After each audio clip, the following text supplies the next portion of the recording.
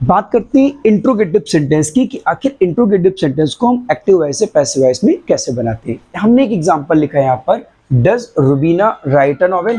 क्या रुबीना एक नॉवेल लिखती है? देखिए, हमें पैसिव बनाना है तो सबसे पहले हम किसका ध्यान रखेंगे? एसवीओ का ध्यान रखेंगे, और एसवीओ को किस में कन्वर्ट करेंगे? ओवीएस में कन्वर्ट करेंगे। तो भाई सबसे पहले हमारा यहाँ पर सब्जेक्ट क्या है? रुबीना है। वर्ब क्या है? राइट है। ऑब्जेक्ट क्या है? नॉवेल है। तो हमने क्या किया, रुबीना आपका सब्जेक्ट हुआ, राइट आपका वर्ब हुआ, ये आपका ऑब्जेक्ट हुआ। फटाक से हमने क्या किया, इसको खट से ट्रांसफर कर दिया, तो यहाँ पर आ गया आपका क्या? A novel. और बच्चा राइट की कौन सी फॉर्म लगाते हैं? थर्ड फॉर्म लगाते हैं, हमें बहुत अच्छे से पता है। तो क्या हो गया? थर्ड फॉर्म हो गई। और उसके बाद में बाई का यूज करते हैं, और उसके बाद में डूअर हमारी कौन है? रुबीना है। अब आप आ जाइए इधर, क्योंकि यहाँ लगाया क्वेश्चन मार्क, हमने लगा दिया क्वेश्चन मार्क। अब आप आ जाइए इधर, यहाँ लगाया डज। तो बच्चा डज और डू कहाँ यूज करते हैं? प्रेजेंट टेंस में यूज करते हैं। और लास्ट वीडियो में हम डिस्कस कर चुके हैं कि डज और डू अगर होता है तो पैसिव वॉइस में हम क्या करते हैं? इज आर एम का यूज करते हैं, है ना। तो आप क्या करो, फटाक से जहां पे डज लिखा है जस्ट उसके नीचे, डज लिखा है जस्ट उसके नीचे आप क्या लगा देंगे? इज लगा देंगे। आपको यहाँ ज्यादा दिमाग नहीं लगाना है, ज्यादा माथापच्ची नहीं करनी है, बस डज लगा है तो आप प्रेजेंट टेंस के अकॉर्डिंग सीधे क्या लगा देंगे? इज लगा देंगे। सबसे पहला काम एसवीएस को ओवीएस पकड़ो, उसके बाद सीधे क्या करो? वर्ब को चेंज कर दो। ठीक है, एक और एग्जांपल है, यहां पर समझ लेते हैं। यहां पर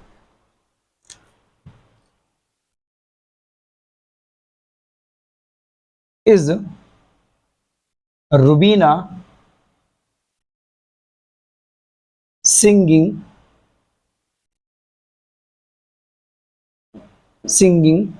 अ सॉन्ग? क्या रुबीना एक गाना गा रही है? क्या रुबीना एक गाना गा रही है? तो हमें क्या करना है? फिर सेम टू सेम वही करना है। एसवीओ को ओवीएस में सबसे पहले आप ट्रांसफर कर लीजिए। तो क्या करना है हमें? अ सॉन्ग ट्रांसफर हो गया,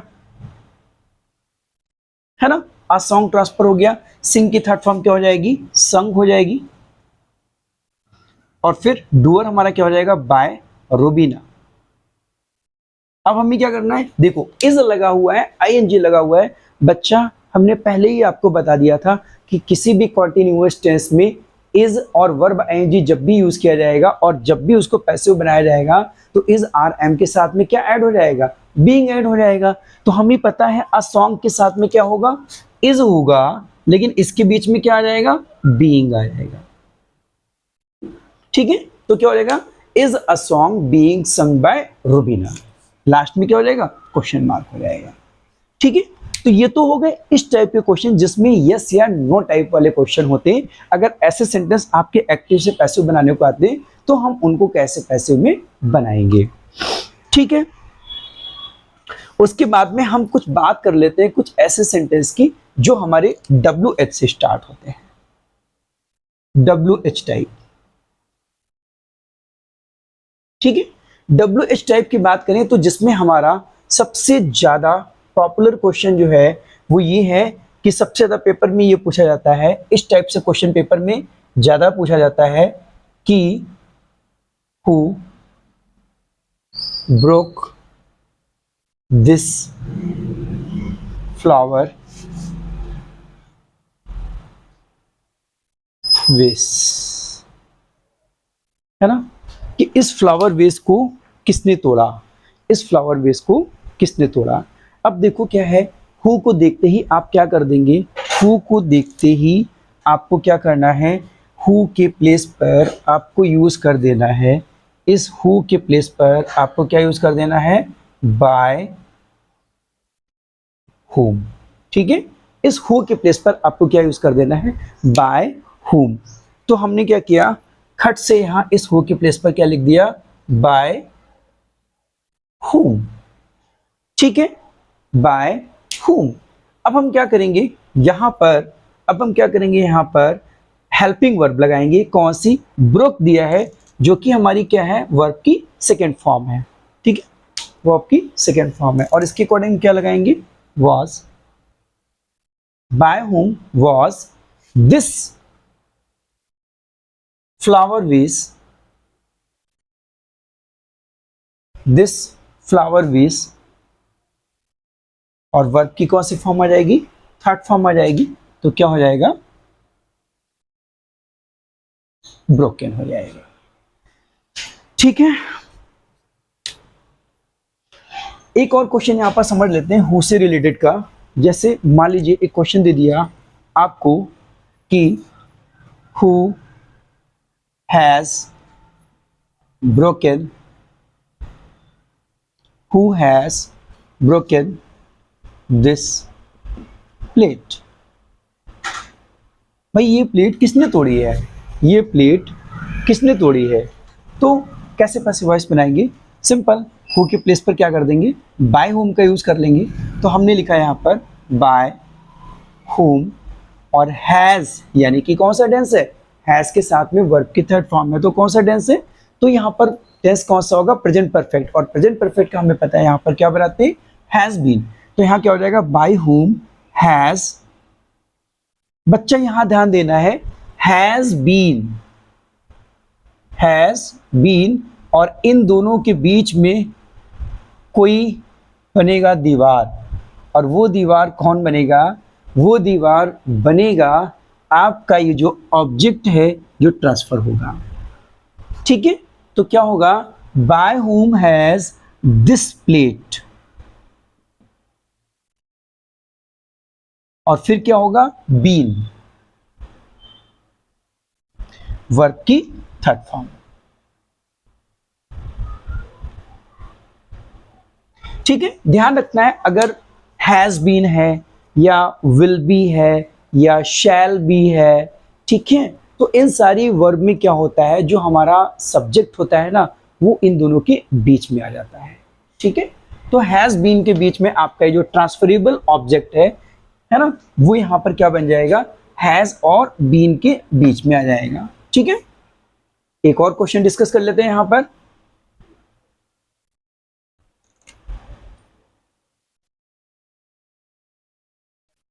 Why is she writing a letter? क्या करना है हमें, इसका पैसिव वॉइस बनाना है। देखिए यहाँ पर क्वेश्चन वर्ड दिया है why is she writing a letter. कुछ भी हमें नहीं करना है, बस वही एसवीओ को ओवीएस में ट्रांसफर करना है। यहाँ पर व्हाई, और हमें पता है कि अगर सेंटेंस में इज लगा है और वर्ब आईएनजी लगी है तो हम क्या यूज करते हैं, इज बीइंग, आर बीइंग और एम बीइंग। तो क्या हो जाएगा, why is a letter being. ठीक है, अभी मैंने आपको बताया था just has been, have been, will be, shall be, है ना, और is being, are being, was being. जब भी हम इनका इंट्रोगेटिव बनाएंगे तो यहाँ पर जो भी हमारा ट्रांसफरेबल ऑब्जेक्ट आएगा वो एज अ सब्जेक्ट यहाँ पर यूज कर लिया जाएगा। ठीक है, तो why is a letter being, और इसकी आ जाएगी थर्ड फॉर्म रिटन बाय, और शी का ऑब्जेक्टिव केस क्या हो जाएगा, हर, है ना। तो I hope this is clear to all of you. उम्मीद करते हैं आपको ये इंट्रोगेटिव वाला जो फॉर्मेशन है वो समझ आ गया होगा। If you have any confusion then you can send a comment on comment section. आपको अगर कोई भी डाउट है, कोई भी कंफ्यूजन है, तो आप कमेंट सेक्शन में आप कमेंट कर सकते हैं, या फिर हमारा नंबर है 8081534147 पर SMS भी कर सकते हैं आप। ठीक है, तो इसके नेक्स्ट लेक्चर में हम जो इसका रिमेनिंग टॉपिक है वो आपको हम कवर करने वाले हैं। तब तक के लिए थैंक्स फॉर वॉचिंग।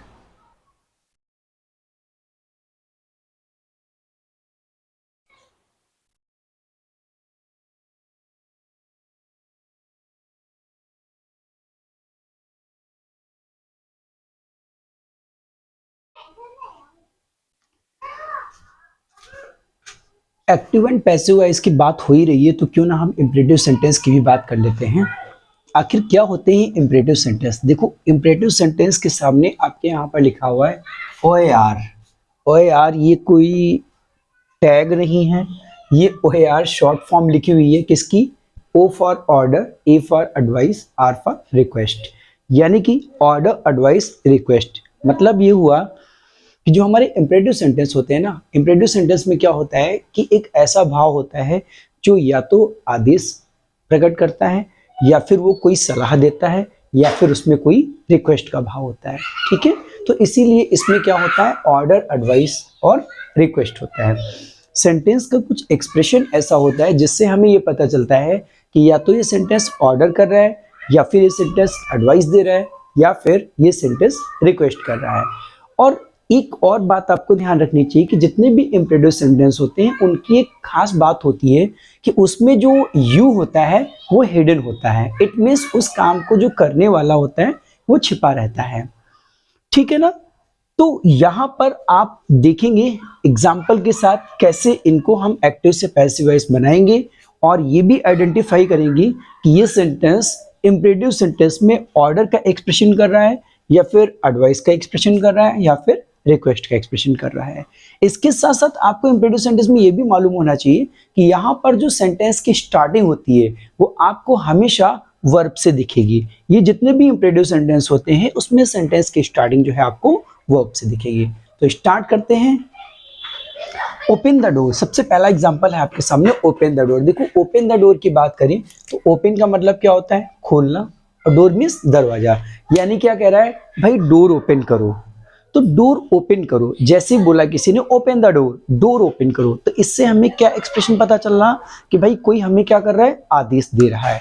और देखिए यू हिडन है, open the door, door open करो, किससे कहा जा रहा है, यू से कहा जा रहा है, जबकि यू यहाँ पर क्या हिडन है।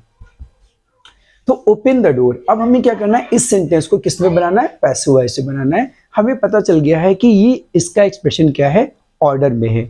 और अगर किसी भी इम्परेटिव सेंटेंस में ऑर्डर का एक्सप्रेशन है तो आपको क्या ध्यान रखना है, तो ऑर्डर वाले सेंटेंस के लिए आपको एक फॉर्मूला ध्यान रखना है, उसमें लेट का यूज करना है आपको, प्लस जो भी ऑब्जेक्ट दिया है उसका यूज करना है, उसके बाद में आपको यहाँ पर बी का यूज करना है, और प्लस वर्ब की थर्ड फॉर्म। ये आपको लेट प्लस ऑब्जेक्ट बी और वर्ब की थर्ड फॉर्म, ये आपको यूज करना है। कब, जब सेंटेंस में ऑर्डर का एक्सप्रेशन दिया गया हो। तो इसका पैसिव वॉइस क्या हो जाएगा, ये इसका पैसिव वॉइस हो जाएगा, लेट द डोर, है ना भाई। सबसे पहले हमने क्या लिख दिया, लेट, उसके बाद में ऑब्जेक्ट, तो ऑब्जेक्ट हमारा क्या है, द डोर है। ठीक है, तो द डोर लिख दिया हमने। उसके बाद में क्या आएगा, बी आएगा, तो हमने यहाँ पर बी लिख दिया। और उसके बाद में वर्ब की थर्ड फॉर्म, तो ओपन की थर्ड फॉर्म क्या होती है, ओपेंड। ठीक है, तो late the door be opened. Okay, next question की बात करें, डू इट, ऐसा करो, ये करो।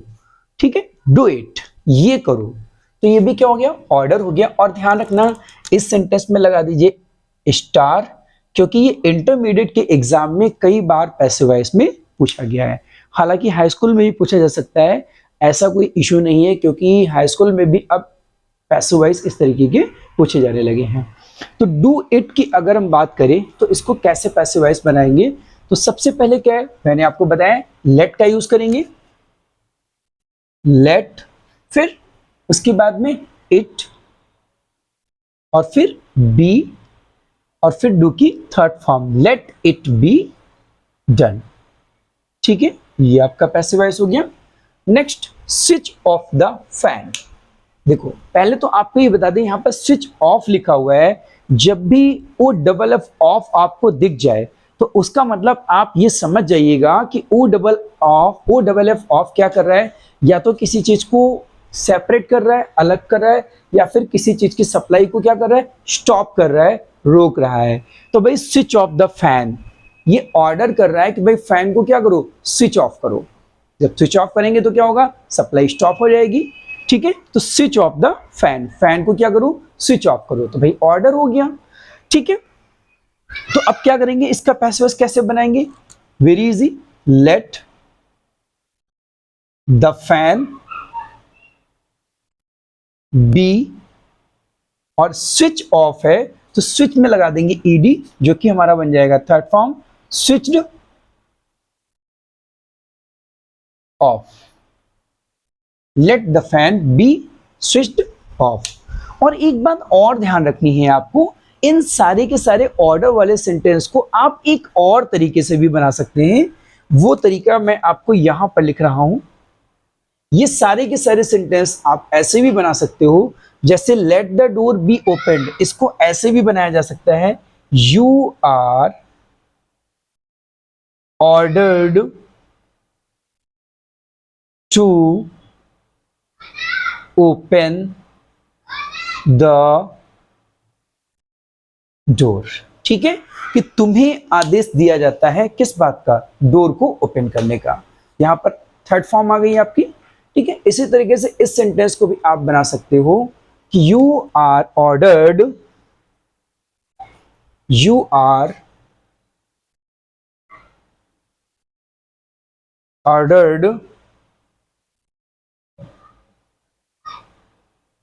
टू डू इट, है ना, तुम्हें ऐसा करने की का आदेश दिया जाता है, you are ordered to do it. Switch off the fan, इसे भी आप इस तरीके से बना सकते हो, you are ordered to switch off the fan. ठीक है, तो चाहे तो आप इस तरीके से बना दो और चाहे तो आप इस तरीके से बना दो, बोथ ऑफ देम करेक्ट। दो के दोनों ही क्या है, आपके कॉन्सेप्ट बिल्कुल सही है। फिर बात करते हैं इसके बाद में, अगर हम ऑर्डर वाले सेंटेंस की बात करें तो यहाँ पर कुछ ऐसे सेंटेंस आ जाते हैं जो हमारा एक्सप्रेशन कुछ अलग देते हैं। जरा देखते हैं ये कैसा एक्सप्रेशन दे रहे हैं भाई। ये हमारे हो गए ऑर्डर वाले। आगे बढ़ते हैं, हेल्प द पुअर। भाई हमने कहा कि भाई हेल्प द पुअर, गरीब लोगों की मदद करो। हमने कहा गरीब लोगों की मदद करो, तो हम क्या कर रहे हैं, किसी को एडवाइस कर रहे हैं, सलाह दे रहे हैं कि भाई गरीबों की मदद करो। तो अगर कोई भी सेंटेंस जिसमें एडवाइस का भाव होगा, उसमें आप ध्यान रखिएगा, उसमें हमें शुड का यूज करना है और बी का यूज कर रहा है और साथ में वर्ब की थर्ड फॉर्म यूज करनी है। ठीक है, तो कैसे बनाएंगे, the poor should be, help की थर्ड फॉर्म हो जाएगी हेल्प्ड। ठीक है, जिसका मतलब हो जाएगा गरीब लोगों की मदद की जानी चाहिए। उसके बाद में लव द चिल्ड्रन, बच्चों को प्यार करो। यस, बिल्कुल, हमेशा बच्चों को प्यार करना चाहिए, है ना, जैसे हम आप सभी लोगों को प्यार करते हैं, प्यारे प्यारे बच्चों को। और बात करते हैं इस सेंटेंस की, लव द चिल्ड्रन। ठीक है, तो देखिए क्या हो जाएगा, द चिल्ड्रन शुड बी, और लव की थर्ड फॉर्म क्या हो जाएगी, लव्ड। बच्चों को प्यार मिलना चाहिए या किया जाना चाहिए। ठीक है, hear him now, hear him now. देखिए थोड़ा सा आपको ये सेंटेंस कंफ्यूज करेगा, बट आपको बिल्कुल भी कंफ्यूज नहीं होना है, क्योंकि यहां देखिए ऑब्जेक्ट द पुअर था, द चिल्ड्रन था, और यहां क्या आ गया, हिम आ गया। तो हमें कुछ नहीं करना है, इसका हमें क्या बना देना है, सब्जेक्टिव केस बना देना है। ठीक है, तो क्या हो जाएगा, ही शुड बी, हियर की थर्ड फॉर्म हो जाएगी हियर्ड नाउ। ठीक है, तो ये हो गए आपके एडवाइस वाले सेंटेंस। क्या ध्यान रखना है, अगर कहीं पर भी सेंटेंस में एडवाइस का भाव होगा, सलाह देने का भाव होगा, तो वहां पर शुड के साथ में क्या यूज करेंगे, बी, और उसके बाद में वर्ब की थर्ड फॉर्म यूज करेंगे। Next, take this mobile please, kindly read this letter, please help me. जहां पर भी आपको प्लीज मिल जाए, काइंडली मिल जाए, तो आप समझ जाइएगा उस सेंटेंस का जो एक्सप्रेशन है वो हमें क्या कर रहा है, रिक्वेस्ट कर रहा है। अरे दिन भर में 75 बार आप बोलते हो please help me, please help her, है ना, तो आप क्या करते हो, प्लीज का मतलब क्या हुआ, मदद कर रहे हो। क्या कहते हो आप, प्लीज मेरी मदद करो, आप रिक्वेस्ट कर रहे हो कि भाई मेरी मदद करो, है ना। तो इनसे क्या होगा, आपका रिक्वेस्ट का भाव आएगा। तो आपको क्या करना है, सबसे पहला काम तो ये ध्यान रखना है आपको कि ऐसे सेंटेंस में आपको काइंडली और प्लीज को क्या करना है, जब आप एक्टिव से पैसिव बनाओगे तो उनको आप डिलीट कर दोगे, मतलब उनका काम तमाम कर देना है आपको। काइंडली और प्लीज पैसिव वॉइस में यूज नहीं किए जाएंगे, उसकी जगह पर हम क्या यूज करेंगे, रिक्वेस्ट का भाव है तो हम रिक्वेस्ट लाएंगे। तो कैसे लिखेंगे, इसको लिखेंगे इस तरीके से, you are requested to, you are requested to take this mobile. अब देखिए यहाँ पे टेक की थर्ड फॉर्म इसलिए नहीं लगाई क्योंकि यहाँ पर जो रिक्वेस्ट है उसकी थर्ड फॉर्म हमने यूज की है कि तुमसे रिक्वेस्ट की जाती है। काइंडली रीड दिस लेटर, तो यहां भी क्या हो जाएगा, you are requested to read this letter. Last sentence की बात करें, प्लीज हेल्प मी, मेरी मदद करो, प्लीज मेरी मदद करो। You are requested to help me. ठीक है, तो ये ध्यान रखना है आपको कि अगर कोई भी सेंटेंस ऐसा होगा जिसमें रिक्वेस्ट का एक्सप्रेशन होगा, रिक्वेस्ट का भाव होगा, जहां पर प्लीज और काइंडली यूज किया गया होगा, तो आप पैसिव बनाओगे तो प्लीज और काइंडली को हटा दोगे और आप रिक्वेस्टेड का यूज करेंगे। Just a minute.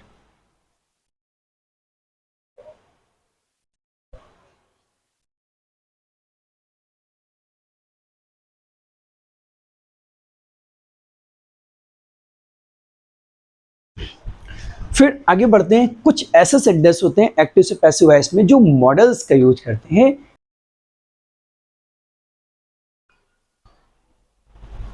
सॉरी, मुझे लगा कि वीडियो रिकॉर्ड हो रहा है, बट पूरी लेक्चर के बाद मैंने देखा कि वीडियो पे मैंने क्लिक नहीं किया था और रिकॉर्ड नहीं हुआ। खैर कोई बात नहीं, हम एक बार फिर से लेक्चर दे देते हैं और प्लीज़ आप लोग जो है केयरफुली वॉच कीजिएगा। देखिए हम बात कर रहे थे मॉडल्स की। देखिए मॉडल ऑक्सिलरी की बात करी तो modal auxiliary can, may, shall, will, would, should, could, might और जब भी यूज की जाएंगी और हमें पैसिव वॉइस बनाना होगा तो मॉडल्स के साथ में क्या होगा, बी और प्लस उसके बाद में वर्ब की थर्ड फॉर्म यूज कर लेंगे। एग्जाम्पल के साथ समझते हैं, you can read this novel, आप इस नॉवेल को पढ़ सकते हो, है ना, आप इस नॉवेल को पढ़ सकते हो। देखो क्या करना है, हमें कुछ नहीं करना है, सेम वैसे ही एक्टिव से पैसिव बनाना है, बस हमें कैन के प्लेस पर क्या करना है, कैन बी यूज कर देना है, मतलब कैन के साथ बी लगा देना है। तो क्या हो जाएगा, आपका ट्रांसफरेबल सब्जेक्ट क्या हो जाएगा, this novel can be, read की third form read by you, यानी कि ये नॉवेल जो है तुम्हारे द्वारा पढ़ा जा सकता है, या फिर हम ये कह लें ये नॉवेल पढ़ा जा सकता है। हमें डूअर की कोई बहुत ज्यादा नीड यहाँ पर नहीं है, ठीक है। और अगर हम लिख देते हैं तब भी कोई इश्यू नहीं है, नहीं लिखते हैं तब भी कोई इश्यू नहीं है।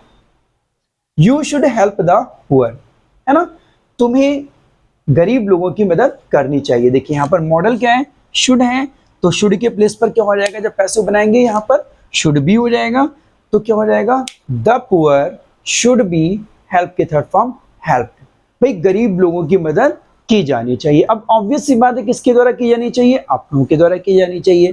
तो मुझे नहीं लगता है कि इतनी ज्यादा नीड यहाँ पर है, लेकिन अगर आप यहाँ पर लिख भी देते हो the poor should be help by you, तो आपका आंसर बिल्कुल भी गलत नहीं किया जाएगा। बट लैंग्वेज में ऐसा,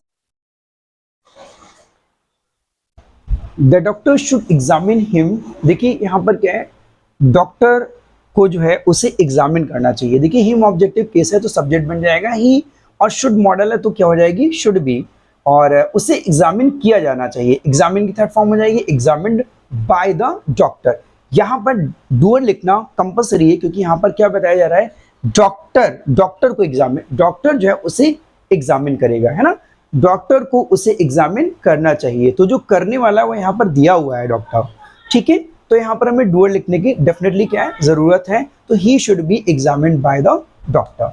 नेक्स्ट क्वेश्चन की बात करें, you can not cut the tree, भाई आप ट्री को कट नहीं कर सकते हो, है ना, तो क्या हो जाएगा द ट्री, और कैन किस में चेंज हो जाएगा, कैन बी में, the tree can not be cut by you. अगर आप लिखना चाहें तो वेरी गुड, बहुत अच्छे, और अगर नहीं भी लिखते हैं तो भी कोई प्रॉब्लम नहीं है, क्योंकि अगर हम ये कह दें कि भाई पेड़ को नहीं काटा जा सकता है, तो सिंपल सी बात है, पेड़ को नहीं काटा जा सकता है किसके द्वारा,